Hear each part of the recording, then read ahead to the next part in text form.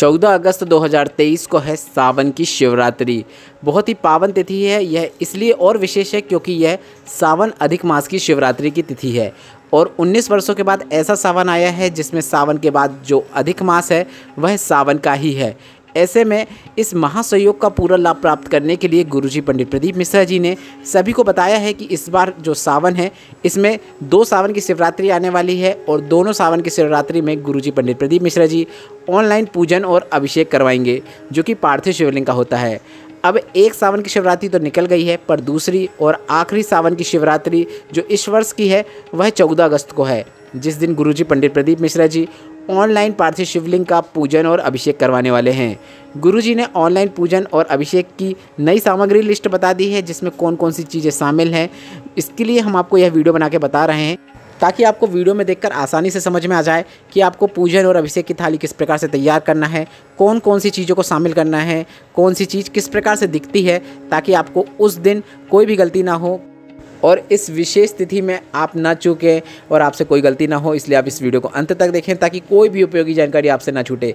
साथ ही हम आपको एक ऐसा उपाय बताने वाले हैं जिसे करने से आपके जीवन में कभी भी आपकी झोली खाली नहीं रहती है, जो कि आने वाली तिथियों में ही आपको करना है। तो इसके लिए आप वीडियो अंत तक देखें ताकि उस उपाय की भी जानकारी आपको प्राप्त हो सके।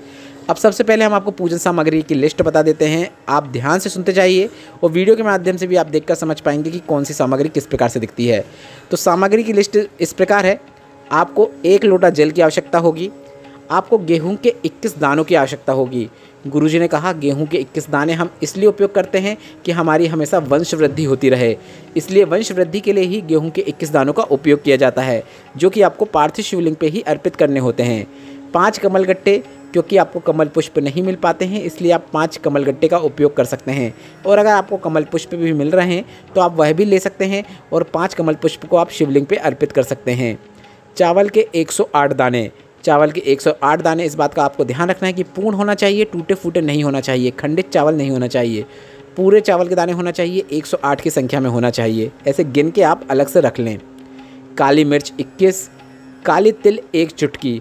अब काली मिर्च का उपयोग हम इसलिए करते हैं कि हमारे घर में रोग मुक्ति प्राप्त हो, घर में कभी भी किसी की अकाल मृत्यु ना हो, ना ही किसी को बड़ी बीमारी हो, इसलिए पार्थिव शिवलिंग में काली मिर्च को अर्पित किया जाता है। काली तिल 1 चुटकी, थोड़ी सी ही काली तिल की आवश्यकता होगी। 1 धतूरा, 7 बेलपत्र, 7 समी पत्र, 7 लाल गुलाब, और अगर आपको लाल गुलाब नहीं मिल पाते हैं तो कोई से भी पुष्प रख लें, उनकी संख्या आप 7 गिन के रख लें अलग से। गोल सुपारी 3।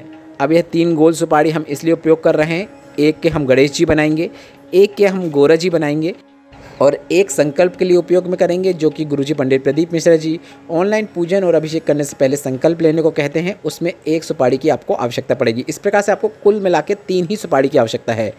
जनेऊ के 2 जोड़ा की आवश्यकता है, मतलब सिर्फ 2 जनेऊ की आवश्यकता है। जोड़ा से आप कन्फ्यूज़ ना हों, सिर्फ आपको 2 जनेऊ की आवश्यकता होगी। देसी घी के दीपक लगाने होंगे, आपको 2 दीपकों की आवश्यकता होगी। एक तो अखंड चलेगा, जब तक आप अभिषेक करेंगे तब तक वह दीपक प्रज्वलित रहेगा, और 1 दीपक की आवश्यकता आपको आरती के लिए होगी। इसके साथ ही आपको 5 फलों की आवश्यकता होगी। अब आप कोई भी एक फल को 5 की संख्या में रख सकते हैं, मतलब आप 5 केले रख सकते हैं, 5 सेब रख सकते हैं। इस प्रकार से आप 5 फल रखें। मिठाई का प्रसाद बना लें। अगर आपके पास मिठाई का प्रसाद नहीं है तो आप गुड़ या शक्कर का भी उपयोग कर सकते हैं, या फिर आप अपने इच्छा अनुसार जो भी प्रसाद अर्पित करना चाहते हैं वह अर्पित कर सकते हैं। इसके बाद इस प्रसाद का जो रहता है आप अपने ही परिवार वालों में या आसपास में इसका वितरण कर सकते हैं। प्रसाद के रूप में इस मिठाई का वितरण कर सकते हैं। आप चाहो तो 1 किलो, 1.25 किलो, 1 पाव, जितना भी आपका सामर्थ्य है उस अनुसार प्रसाद के रूप में मिठाई को शामिल कर सकते हैं। इसके साथ आपको इत्र, पीला चंदन, मोली, कलेवा का नाड़ा जो कि हम हाथ में बांधते हैं, कपूर आरती के लिए, लौंग, इलायची, पान के पत्ते, पंचामृत आपको 2 कटोरी में बना के रख लेना है। अब पंचामृत बनाने के लिए आप दूध, दही, घी, शक्कर, शहद और गंगा जल का उपयोग करें, और यह सामग्री भी आप थोड़ी थोड़ी कटोरी में लेकर रख लें, कि मतलब थोड़ा सा आप दूध रख लें, दही रख लें, घी रख लें, शक्कर रख लें, शहद रख लें और गंगा जल रख लें। यह सब भी आप अलग से भी थोड़ा थोड़ा छोटी छोटी कटोरियों में रख सकते हैं।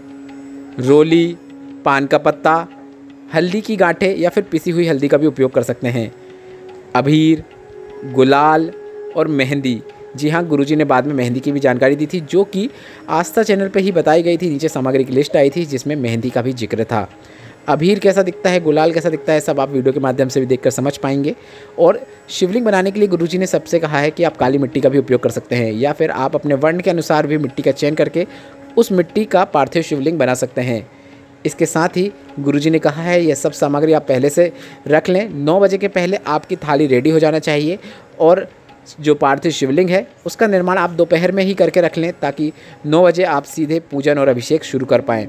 गुरुजी ने कहा सभी चीज़ की सामग्री को एकत्रित करते समय, पार्थिव शिवलिंग बनाते समय और पूजन और अभिषेक करते समय आप श्री शिवाय नमस्तुभ्यम मंत्र का जाप कर सकते हैं। आप चाहो तो नमः शिवाय भी बोल सकते हैं, आप चाहो तो ओम नमः शिवाय भी बोल सकते हैं। ऑनलाइन पूजन और अभिषेक करने के बाद उसी दिन रात को आप अपने ही घर के कोई गमले में इस पार्थिव शिवलिंग का विसर्जन कर सकते हैं, और जो सामग्री है उसे आप अगले ही दिन नदी में जाकर विसर्जित कर सकते हैं, या फिर किसी पेड़ के नीचे जाकर भी छोड़ सकते हैं। गुरुजी ने कहा आप अगर नदी में विसर्जन नहीं कर रहे हैं तो अपने घर के पास में जो भी पेड़ हैं, पीपल का पेड़ है, बरगद का पेड़ है, बेलपत्र का पेड़ है, उसके नीचे भी पार्थिव शिवलिंग का विसर्जन कर सकते हैं। और अगर आपके आसपास नदी तालाब हैं तो आप उसमें भी जाकर पार्थिव शिवलिंग का विसर्जन कर सकते हैं। पन्नियाँ नदी और तालाब में ना छोड़ें, इस बात का आपको विशेष ध्यान रखना है।